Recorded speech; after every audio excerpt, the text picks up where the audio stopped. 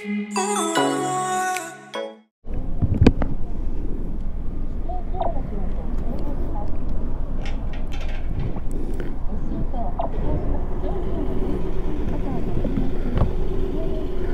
ada ceweknya mana ya? Ngisi bensin dulu, habis ini kita jalan-jalan guys ya, jalan sore. Assalamualaikum warahmatullahi wabarakatuh. Kembali lagi bersama Andri Yoshida Channel guys. Semoga kalian dalam keadaan baik-baik saja guys ya. Karena zaman sekarang itu mental sama kewarasan itu lebih penting guys ya. Oke, jadi di sini gua lagi jalan-jalan nih. Jalan-jalan ini gua belum pernah kesini nih. Jalan-jalan sambil gua mau bercerita tentang pengalaman aja ya guys ya. Kemarin ada yang nanya ke gua gitu, terus dia nanya ini guys ya, nanya pernah gak waktu zaman Kensusei, waktu zaman magang gitu, dibully atau kena geplak, kepala digeplak gitu sama orang Jepang atau enggak gitu ya. Jawaban gua nggak pernah guys ya, nggak pernah, cuman teman-teman gua pernah gitu. Jadi sebenarnya di perusahaan tempat gua kerja itu ada ini guys, ada yang namanya edukasi atau kayak pendidikan, pokoknya edukasi gitulah, edukasi tentang harassment. Mungkin kalian juga pernah dengar istilah kata harassment gitu. Jadi harassment itu ya, kalau misalkan diartikan ke dalam bahasa Indonesia itu kayak gangguan atau apa, usikan gitu ya, harassment. Jadi di tempat kerja gua ada kayak gitu guys, dikasih tahu, terus emang ada peraturan kalau melanggar ya bisa ditegur gitu sama atasan. Jadi harassment itu ada 3 ya yang gua pelajari. Jadi yang pertama itu power harassment, itu kalau bahasa Jepangnya power harassment. Terus yang kedua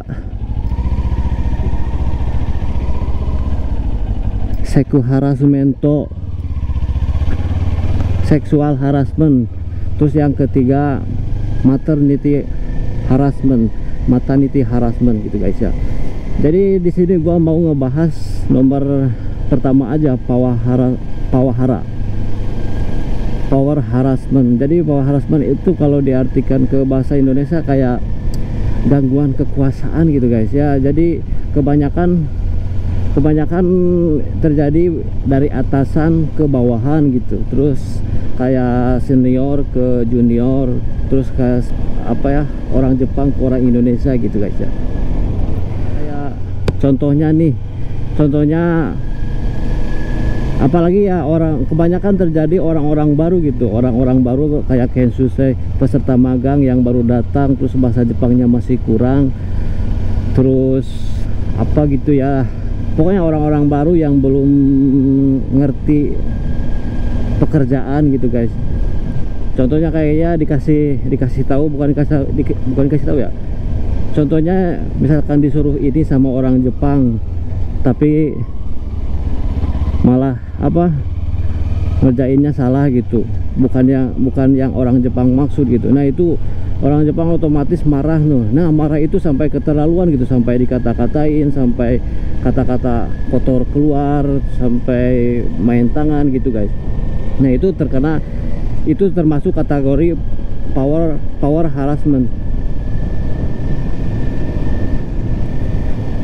Nah kita itu kalau di tempat gua ya bisa langsung lapor ke atasan atau ke KUMI, lembaga pengirim kita gitu ya. Tapi ini power harassment itu enggak ini guys ya, bukan hanya ke orang Indonesia, ke orang Jepang juga berlaku gitu guys.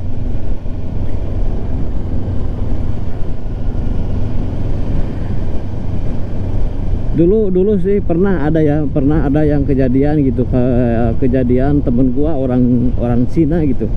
Orang Cina, dia melakukan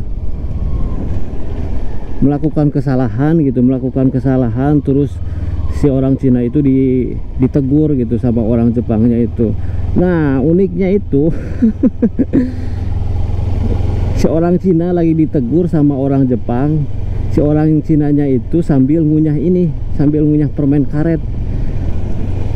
Gak tahu ya, kalau di Jepang itu kalau orang lagi dinasehatin, lagi ditegur, terus yang ditegurnya itu sambil ngunyah permen karet, itu ngerasanya kayak ngerasa ditantang gitu. Jadi sikapnya itu beda katanya kalau sambil ngunyah permen karet gitu. Nah, itu langsung dimarahin tuh orang Jepang, nggak terima gitu. Lu dinasehatin, ditegur, malah ngunyah permen karet katanya. Wah, itu aneh sih. Nah, terus langsung dari pihak lembaganya, dari pihak lembaga penerimanya langsung datang ke perusahaan, terus atasan berkumpul ya, menyelesaikan masalah gitu guys ya, menyelesaikan masalah. Nggak sampai pukul-pukulan sih, nggak sampai pukul-pukulan, tapi akhirnya gitu perusahaan itu mengeluarkan peraturan nggak boleh makan permen karet sambil bekerja gitu. Karena bagus ya. Ini jalannya kemana ini? Duh, gue berhenti dulu ya. Sebelah mana ini? Ada kuburan nih. Nah, sebenarnya ini buat gambaran ya, buat kalian yang ada niatan mau pergi ke Jepang, apalagi jadi peserta magang gitu guys. Kalau misalkan nanti dapat nih perusahaan dari pihak Jepang, terus ada interview gitu. Interview, sebenarnya kalian itu juga berhak, misalkan biasanya kan suka ada pertanyaan gitu sama dari pihak interviewnya, yang penanyanya biasanya kayak gitu, dan kalian juga berhak gitu, berhak nanyain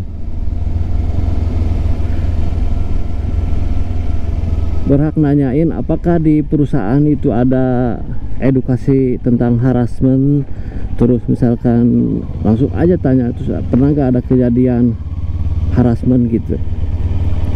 Soalnya ini berhubungan dengan ini guys, betah sama nggak betahnya kalian kerja di Jepang juga gitu. Lah, ini kemana ini? Misalkan kalian bela-belain datang ke Jepang, minjem duit ke orang, misalkan ke tetangga, atau jual-jual sawah gitu buat biaya ke Jepang, tapi akhirnya kalian nggak betah di Jepang karena kekerasan di tempat kerja gitu guys ya. Dan ini kemana ini? Jalannya lumayan ini, pedalaman bro, pedalaman itu lagi.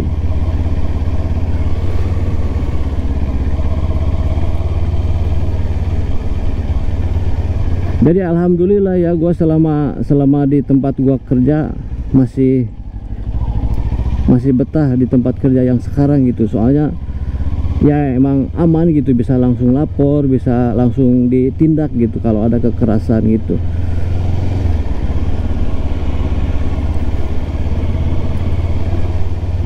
Ya pokoknya kayak gitulah bro.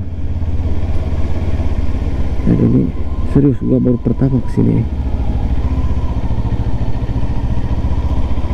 Mungkin nanti gua bahas lagi yang duanya, kayak seksual harassment sama maternity harassment ya. Kalau dijelasin semuanya kayaknya bakal panjang nih videonya. Dan ini hujan lagi, hujan.